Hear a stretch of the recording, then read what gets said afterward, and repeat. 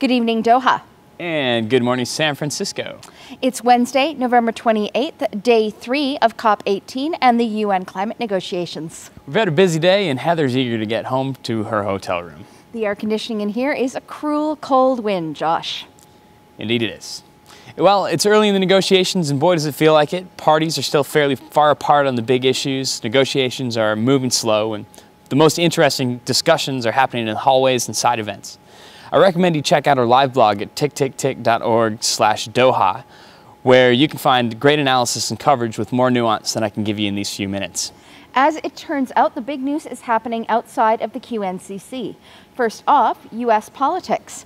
Like just over 50% of the United States, Josh Wheezy here voted for President Obama a few weeks back, believing he might make substantive change on climate in his second term.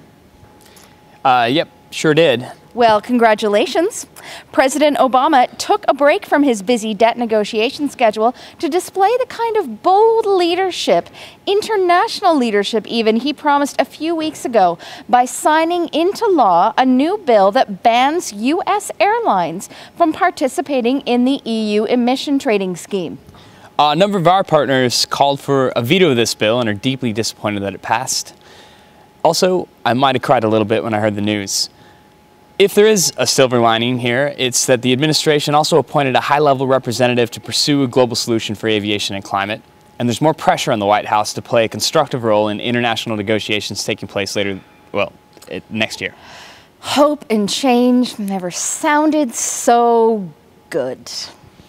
Speaking of obvious sarcasm, the NGO community was delighted at today's announcement that Poland will host next year's big climate conference. For those of you who don't actively follow internal climate politics, Poland is well known for its love of coal power and its steadfast role in blocking Europe from adopting any and all progressive climate policies. The president of the COP here in Qatar learned today that there's extra scrutiny on everything a country says and does at one of these meetings. So I hope Poland is ready for the attention. The Twitter storm is already brewing. And lastly, Canada made its first appearance at COP18, continuing its grand tradition of eroding away any remaining cultural goodwill. Canada won the fossil of the day based on Environment Minister Peter Kent's comments that developing countries shouldn't expect more money towards climate financing from Canada because Doha isn't a pledging conference. All of this in the same week that the UN announced it had yet to account for potential methane emissions from melting permafrost. Scientists revealed that sea levels are rising 60% faster than they'd previously estimated. And our tar sands-loving Prime Minister Stephen Harper was photographed shaking hands with Canada's second most toxic export, an overalls-clad Justin Bieber.